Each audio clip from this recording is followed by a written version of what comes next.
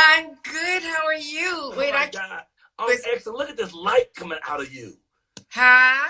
The light that's coming out of you is so great. Look, I'm taking these comments off for you. A lot of people like to have the comments there so they can read them, but I don't want them in front of your face. I want to talk to you. Then when we go to ask questions, I'll open the comments back up too so you can see what people are saying. How are you this evening?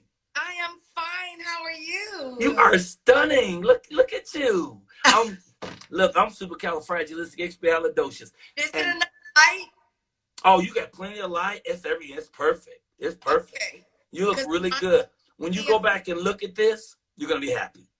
Okay. Yeah, you look good. Good evening, and thank you for coming. Whoa. It's my SuperStar interviews, and we've had some great stars here. Man, you're at the top. You're at the tip of the top, though. Emmy Award winner. And like myself, I understand you're Aquarius. Michael, I didn't know you were an Aquarius. February 9th.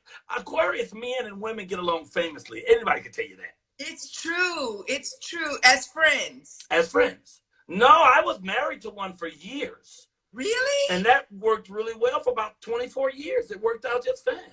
Okay, well, that's a tip. Yeah, but when a thing is over, a thing is over. So you gotta go on up the road. Aquarius really understand when something is over. That's right. Hello. And you went to Howard University? Yes, I did. You know. My son. Did you major theater?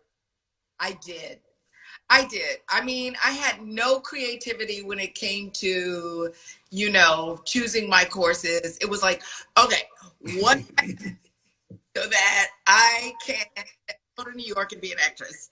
And so I only took, the only problem with knowing what I wanted to do since I was 5 was that it limited, when people are searching for what they want to do, you try lots of things. I didn't do any of that. I was just headed straight for the goal. But you knew at 5 that you wanted to be an actress? At 5. So what happened? Were you watching TV and said, I want to do that? Yeah. Or I was watching lots of, old movies with my grandmother, and she'd let me stay up and watch with her. And I just saw all this humanity. You know what I'm saying?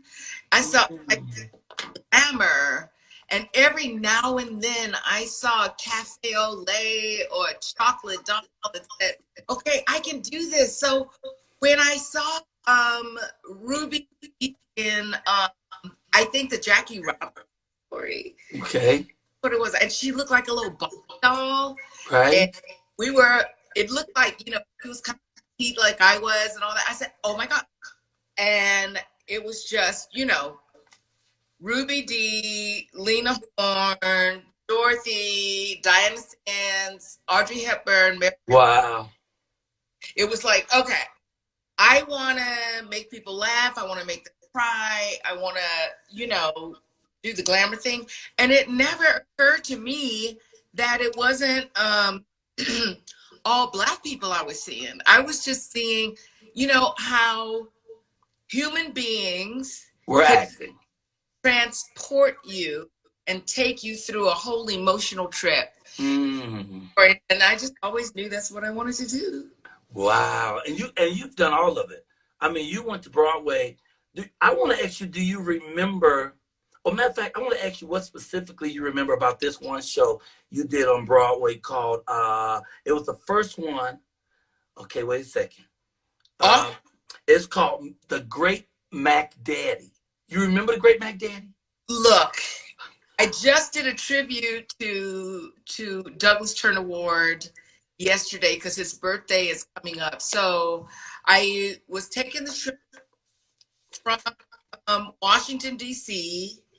to New York, and I was going up there to audition for The Great Mac Daddy, and I didn't have any idea. I didn't know the whole lay of the land, how anything went, and I just went in and did it. And when I, realized that that the Negro Ensemble Company shaped and molded so many of our artists that Sam Jackson went through there, Elle went through there, and Dinah Sands went through there, and Roscoe Lee Brown, and Cicely Tyson. And I actually, it was the second time they did it. The first time they did it, Felicia Rashard did it. Okay. And I did it. And, for some reason, every other word of yours disappears. So I only hear every other word. I mean, I'm able to read between the lines, but I'm only hearing every other word. Okay, let's see if we can fix it. It sounds fixed right there. Huh? I heard every word that time. You did? Yeah, okay. I think it cleared up. I heard every word. When you said, let's see if we can fix it, it was clear as day. Okay, let me stay still just to be sure. Is everything clear now? It is clear. And let me make a point to folks who don't know. Negro Ensemble Company is the company with everybody, all the black actors got their start in the 60s, 70s. And the guy who put it together, she named was Douglas Turner Ward, who was also a playwright. Did he write Day of Absence? He wrote Day of Absence, absolutely. Okay, go ahead. Absolutely. And, they did, plays that people know, Amen Corner, The Blacks. Soldier Story, which became a movie, was actually a play that came out of the Negro Ensemble Company. Wow. And so many, amazing actors. So I just went and auditioned and I got it and I got the part. And that was my second New York experience. Yeah. Wait, what was the first one? The first one was, it was like an urban version of Taming of the Shrew. Oh, really? Actor Charlie Brown, and it was a touring play, and that was great. So many. Dick Anthony Williams was in it. Gloria, his wife was in there. Kirk. Yeah, so I was so blessed to be able to be around so many crafts, early and the masters, the guys that want to be masters at this, and just who love the work. A lot of times that's important, that you're in the right place. That you're in the right place at the right time can mean the world. Hey, God did it. I have to ask you about your skin. Do you have a skincare line or something? How you stay so? I mean, your skin looks beautiful. Number one, I have a really fabulous foundation. What's the foundation called?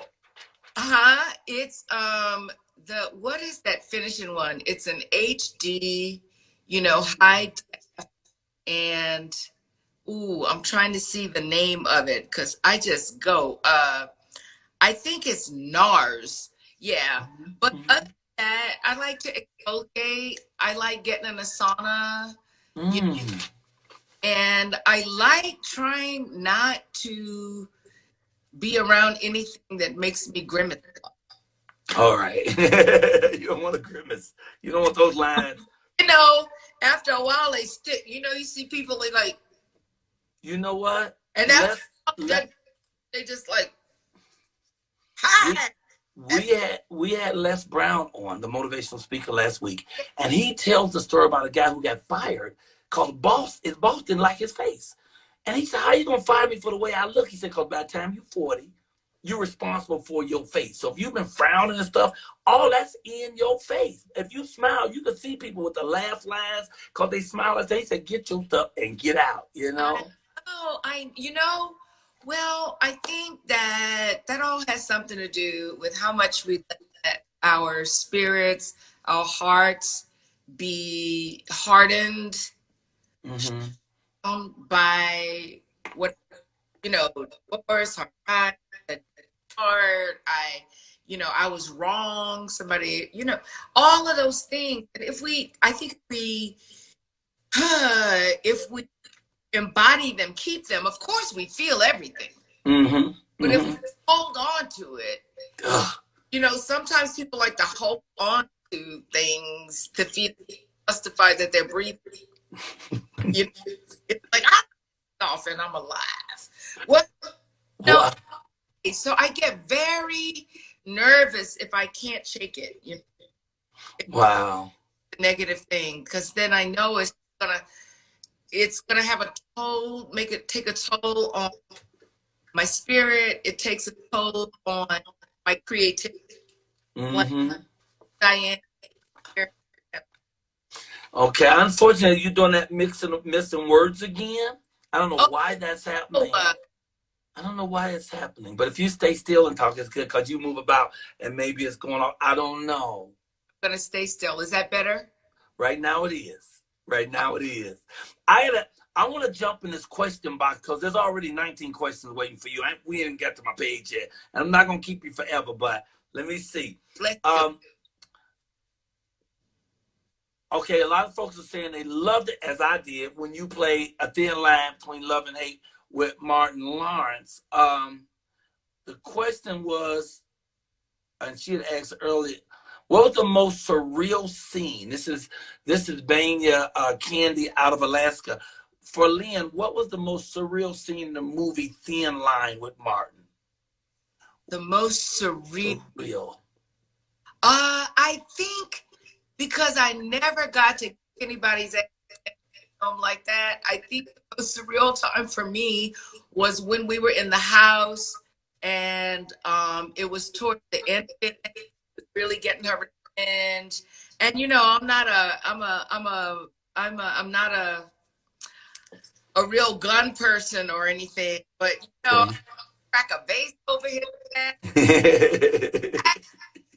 And it was all very, you know, and people jumping out of windows into the pool. And it was just like, really, I got to be a part of a real kind of action. Nice. And it was, and I want to say, in Alaska, you know, and all the women, you know, or any human being, anybody who makes you act as crazy as Red Webb did, you know, you need to pick up your shoes and go. Yes. Able to play a part like that and not have to be accountable. And Martin just really wanted me to take it as far as I could. I pushed, he said, and gave me freedom, all the open road to be as complex, you know, as I wanted this to be. So for me, that was really surreal that cops didn't show up and like just really I love Martin Lawrence, and I think working with him is such a joy because he's such a professional. Oh my God, he's such a professional. Yeah. I talked to him yesterday. And great. It was all great talking to him. I love him. And you know that he's such a professional. And not only that, he's such a high creative. Like, I think a lot of people don't know that Martin show was his. Yeah. That was his show. He and time, you know, Bill Cosby did it and Martin did it and I don't know who else, but for a young dude to do that and still keep the concert, stand up going and create all these strong, powerful rules for Black women in his series and in the movies. I mean, yes, he's extremely talented and really good actor, both dramatic and comedic. I loved him. And when I did Martin, I was blown away because he would step back and watch what everybody else was doing. And he could walk over and give you a note. And every time it made it better. I mean, it really made it better, you know? He is a real he's a real visionary. He is. I want to ask you about Eve's Bayou. Tell me something about Eve's Bayou that was way out, because that was, you know, supernatural stuff was happening. What affected you most about being in that movie? And no matter what the emotion is, what affected you? Funny, but what affected me most was that I was this woman in a 50s wife of a doctor, right? And who at any cost wanted to get the family together, right? Mm-hmm. So knowing that our husband was cheating and all that, it wasn't like it is now, where you just like, Nico, what the and you know, she did not have that kind of freedom. No, and that kind of freedom. Yeah. To actually go up against it. And just like all the women were weak for him, and so she was suffering, even though she knew what was happening. So as a woman, it was really a challenge to, and I did, even there's a in Eve's Bayou where Megan Good, what about the children? Colette the children doing amazing work. Megan Good, Jake Smollett, the little boy on my hip. The young actors in that were amazing and have continued on with the utmost professionalism and artistry to make their mark. You know, that was exciting. But it was really, there was a scene with Megan Good, and I was confronting her about trying to like be the woman in the house. Mm-hmm. And I, you know, my instinct was I wanted to get all up in her face. Right. Casey Lemon, who also directed Harriet Tubman. Right? I couldn't wait to say her name because all of that is working because of her. The kids working, the great kids, all that was Cassie Lemon. Go ahead. Oh my God, who is just, and she had this vision. So I'm saying, you're not the woman in this house. I'm the woman in this house, and you sit yourself down and back. I don't need you to comfort your father. I don't need you to do. And she had gotten her hair cut just like mine. And Casey said, and it was raining outside, right? She said, no, I don't want you to confront her like that. I want you all both to have that conversation looking out the window at the rain. I'm like, what? You know, I want to get all up in her face. She said, no, you don't understand now, but when you see it, you'll understand. And it was so incredibly powerful, you know? So those subtleties that just really insisted upon, they work so well in the piece. I mean, you really get it. You know, now even, it's funny, off book a little bit, but it's funny that and they project African people, black. Okay, I'm gonna stop you. Will you go off and come back on? Yes. And then it'll be totally clear because you saying too much good stuff that we missing. Oh my God. We're just missing bits and pieces though. Most of it we can phantom and we can work it out, but I don't want folks to have to work it out. I want it to be smooth and clear. Yes. Okay. So we're gonna wait for you to come back. I'm gonna look at, you got 28 more questions in the box. So I'm not gonna ask you no 28 questions, but they in the box. But you waited long enough and you were so persistent. I'm here for you, my brother. God bless you. Thank you. All right, we're going to wait for you to come back. Meanwhile, I'm going to jump in that question box, and we're going to figure out some of those we have to ask her. Let me see.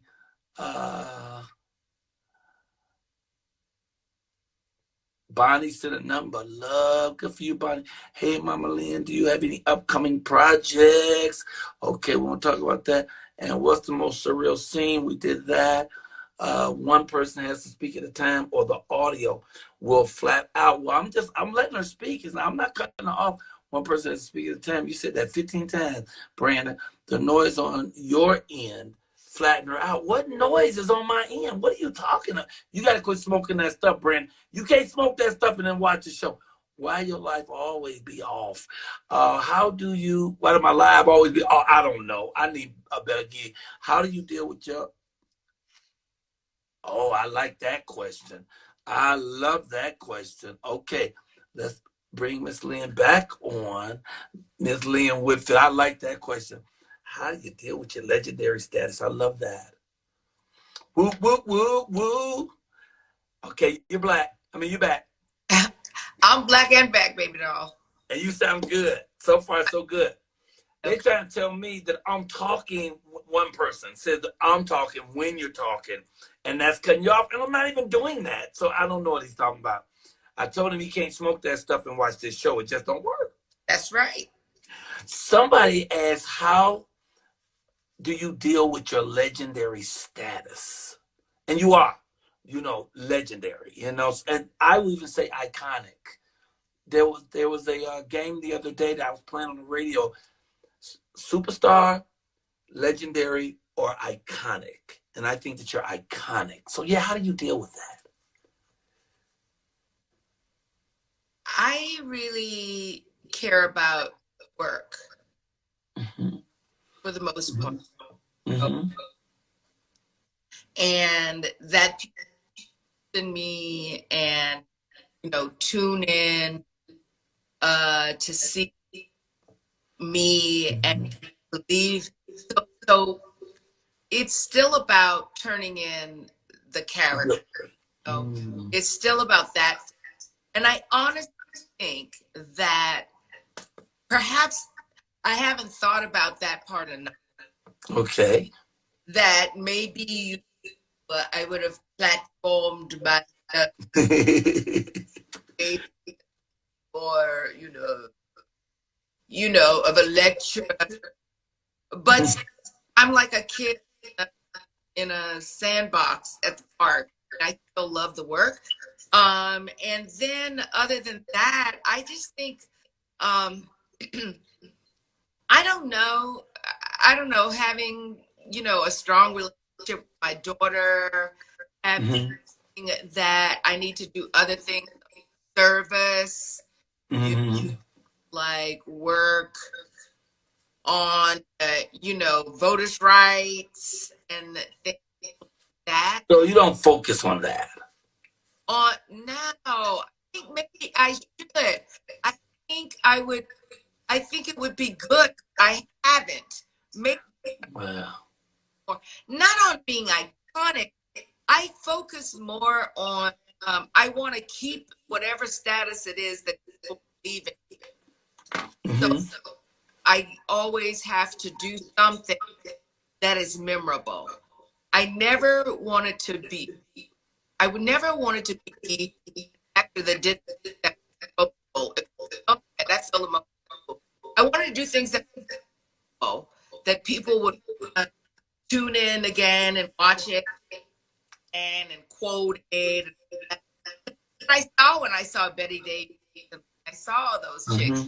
They were, like, so yeah. So I don't know.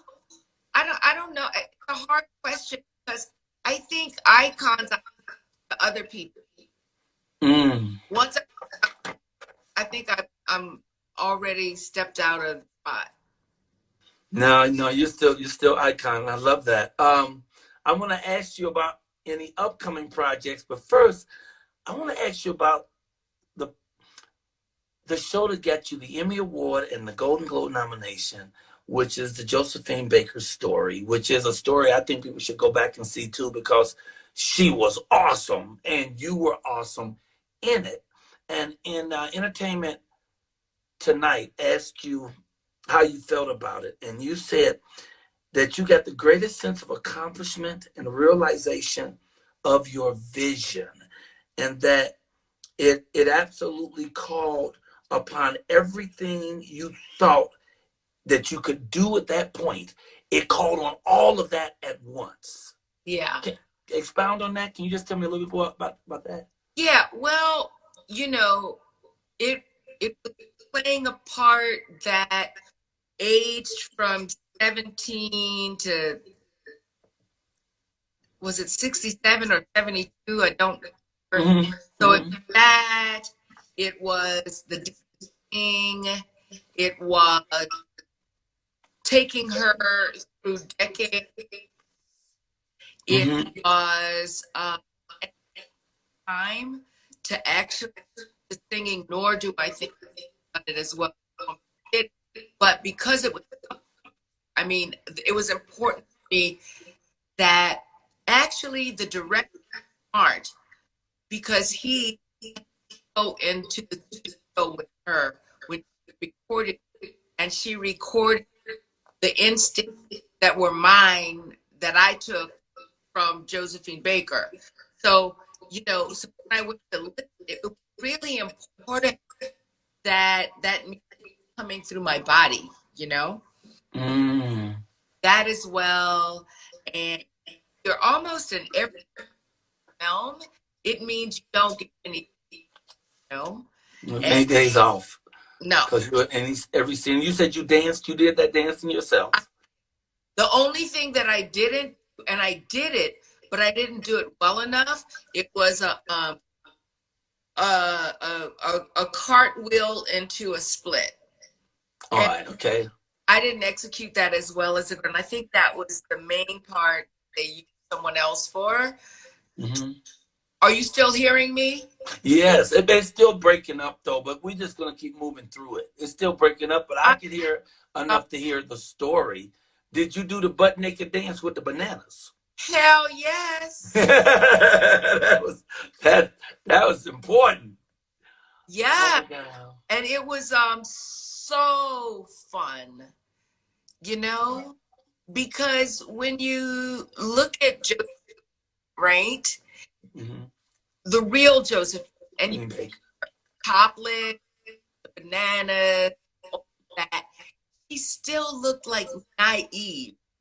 She didn't look like, yeah, hey now, baby. It was more like, hey, I'm here and I'm doing it, and just love me, and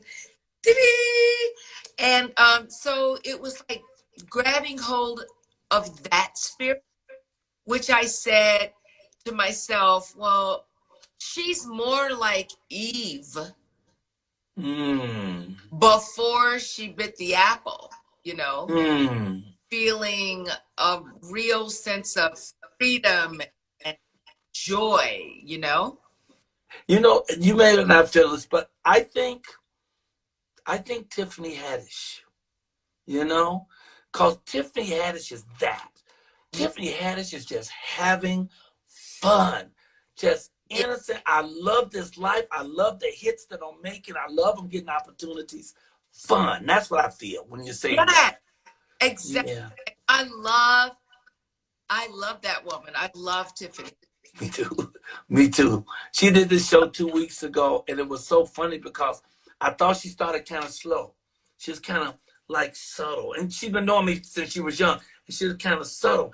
And then I made a crack about her vegetables. She's growing vegetables in a garden in a backyard in Compton, and it's a little bitty garden. And she listed 14 vegetables, and I said, you grew 14 vegetables in that little ass garden. She said, fuck you. And that's when the whole thing came to life and became a real interview, you know? It was just, no, I love her. She's great. And that's the innocence and the joy that I see in the vision that you're explaining of Josephine Baker. Yeah. Who wasn't some sexual wild child. She was just a free wild child who loved life and took the bite out of the apple. She took it. She said, my shot. You know, I know about the race riots in St. Louis. You know, I was up in Harlem, in the Harlem Renaissance, but they said in Paris, they want to dance Sauvage. Well, shit, I'm giving up a dance Sauvage. I'm giving all savage hell. I'm going to Paris. I'm ready. Where the feathers at? Where the feathers at? Wow. You have so much work. I wouldn't even know where to start. Thin Line, East Bayou, Medea's Family Reunion, Greenleaf. How many seasons of Greenleaf did you do? 5. 5 seasons. And the people you've worked with are so amazing. I love Tyler Perry. You're doing Tyler Perry, and you work with Keith David, who is silly and wonderful. He's so how you doing? The better for you asking. And got a joke a day. A joke a day.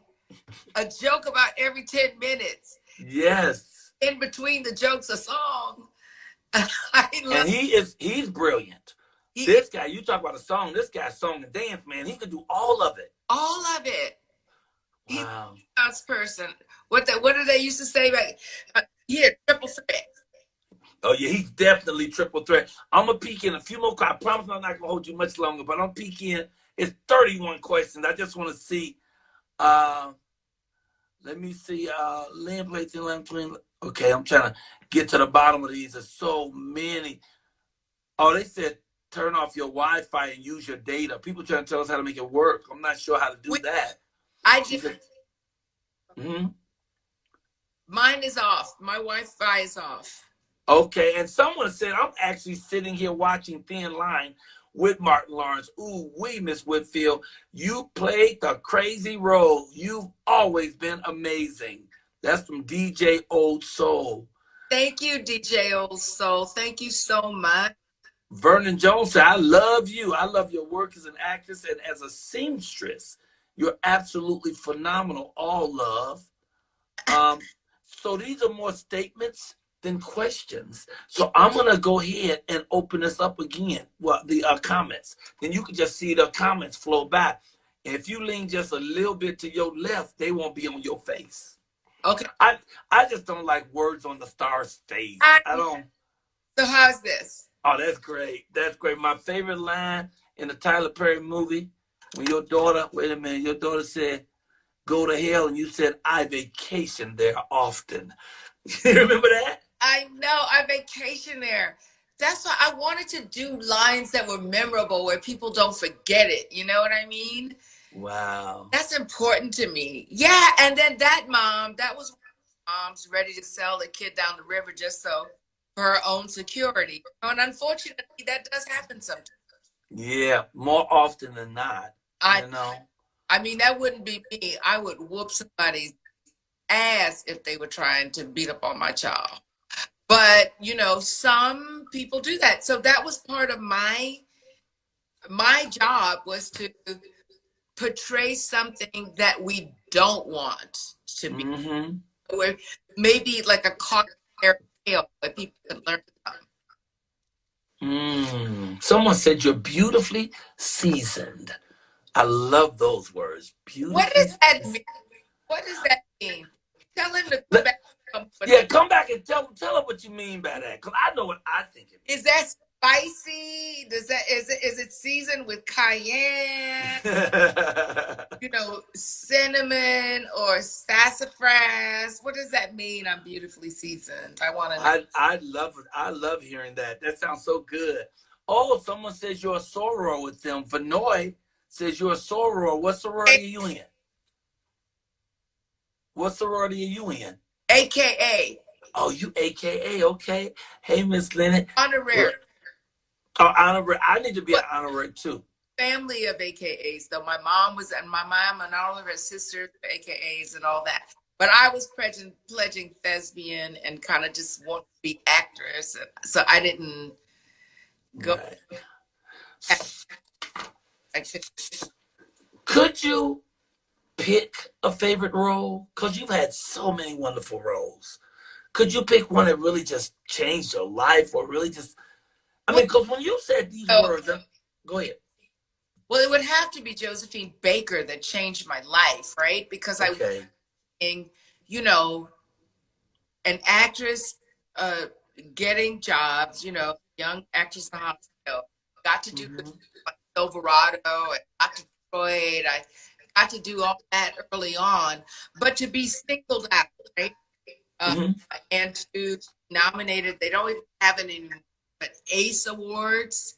It was, it was a cable award, cable hall. Right. Nominated for a Golden Globe, won me, got married, had the baby, and I back.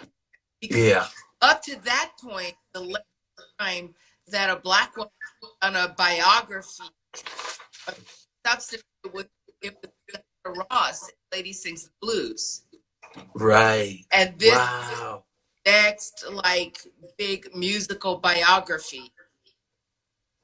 And you know, and then I won the Emmy, and there hadn't been a Black woman who led Best Actress a mini series, a special since Cicely Tyson.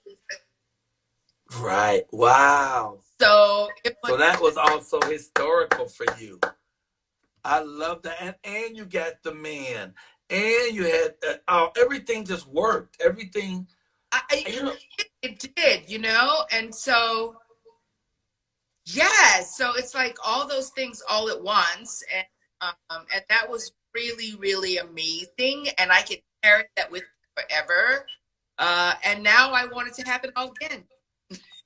Well, have you met Diana Ross? Oh yes, yes, I've met Diana Ross several times, but I haven't gotten to sit with her like I did Cicely and like I did Diane, Oh, like I oh wow. did, like to really sit and ask all kinds of questions. You know, I would love to ask her about glamour and ask her so many things. I'd have so many questions for her.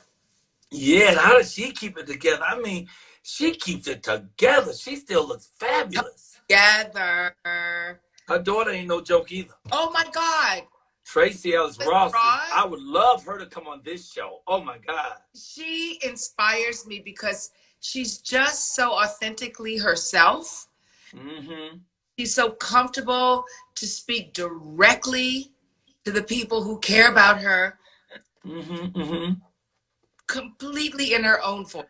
And that is just so, you know, you don't feel like it's, you just know that she's speaking from that moment. And I so admire that. You know? You know, because of this, there's 3 movies I have not even seen that you've done, and all 3 of these I love. I've never seen Life. Now, I know you didn't do Life, but I was talking about Martin Lawrence, and I've never seen Life with Martin Lawrence and Eddie Murphy, and it was just on the other night going off, and I said, I refuse to watch it going off. I got to see it from the beginning. You have to see it. Let me tell you, everybody, Martin is brilliant in that. He ages in that performance. Mm-hmm. Oba Babatunde is. You talk about a great actor, Oba Babatunde. Oh my God.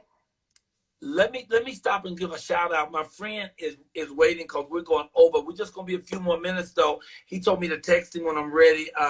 The next actor who's coming on, who's a wonderful Rocky Carroll, and he just texted and said, "I see you're running long, but just I gotta have a little bit more time with Ms. Lynn, and then we gotta bring you on. You still gotta come on tonight. I'm gonna be running late for my concert tonight, but I don't care. They don't have to hold it up. Concert tonight? Oh yeah, I have one show here in Denver, and then I'm off for 4 shows tomorrow in the next city. Oh, so yeah, you gotta keep it moving though. You do. That's the only way it's gonna work. And you was talking about that life. Life is so great, but I gotta see Josephine Baker, and I gotta see Eve Bayou. I saw that when it first came out, but I need to see it again because I need to see that scene where you're at the window saying that instead of giving it to her directly. And when you said that to me, I felt like the director was saying to you that her character is so still at this point. She's matter of fact. What she's putting down now, she don't have to argue with you about it. It's like, I'm just going to say this because that's what it is. Yes. Yeah. So much more powerful. And that's why directors are so important. People really, you know, they think, oh, maybe we just kind of do it ourselves. But Michael, you know how great it is when you have a really good eye on you. When you're doing what you do, then that allows you to take more chances. Somebody who's really taking care of you, who really has a point of view and really keeps you on track, you know? Mm-hmm. They know I have a producing partner named Malika Blessing, and I'm doing this one-man play, and I be thinking I'm knowing what I'm doing. And she'll say, maybe you shouldn't do it that way, you know? Yeah. And what's really great is it's not an admonition. She's not, you know, beating me down about it, but she's saying, maybe this other choice is truer to who you are and to what you could bring.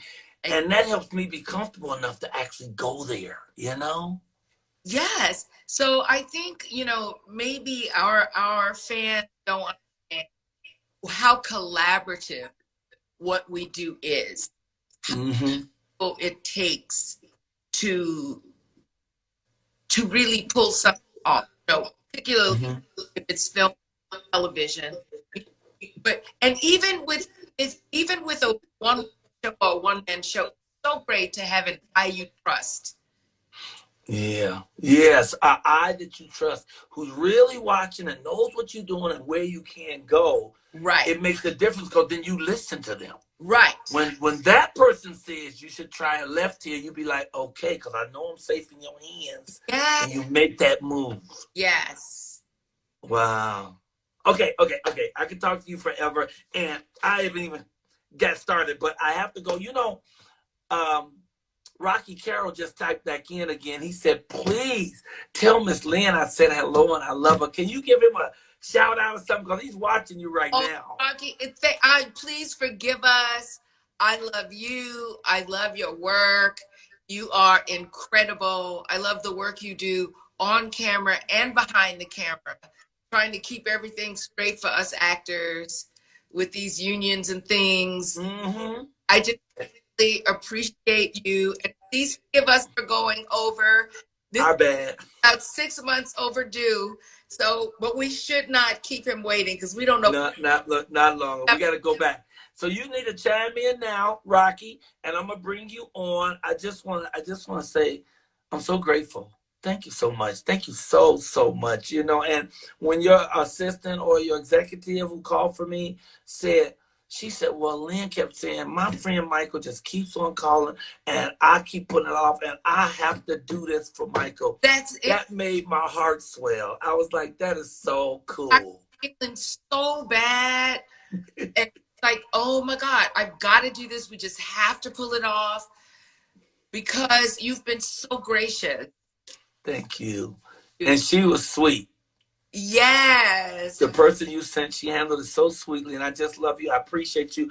Like I said, I couldn't scratch the surface with all these things that you have done and that you're still doing. And your Broadway, all the stuff you did on Broadway, how you did for Color Girls, and you did it in like 4 countries, you know, the U.S., Australia, everywhere. It was fabulous.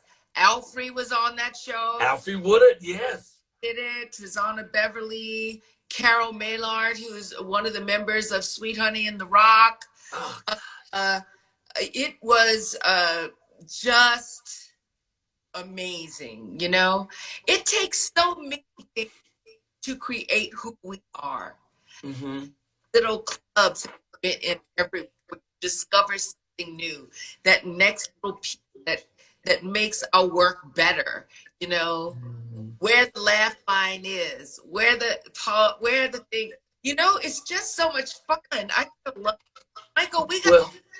Yeah, you should come back. You should wait a couple of months, and when you're ready, let's do part 2. Cause there's so much we haven't even really scratched the surface. And we could talk theater, we could talk film. I know the fans are loving it; they're going crazy, you know. And you are the one who's gracious. You are so kind, and I really appreciate you so much. Thank you. And can folks write to you? Can people reach out? Oh, of course, you know. But yeah, on my Instagram, on Twitter, comments. And your Instagram is Ms. Lynn WhitField. Yes, Miss Lynn WhitField, right. Yeah. And you know, the comments, I try to read as I can. So follow me, see what I'm up to. Yeah, my little sewing stuff and all that. And, you know, this is good for me. And Michael, thank you, because you make it easy for me just to speak for myself behind a character, you know. Wow. And you did it so beautifully, so beautifully, so beautifully.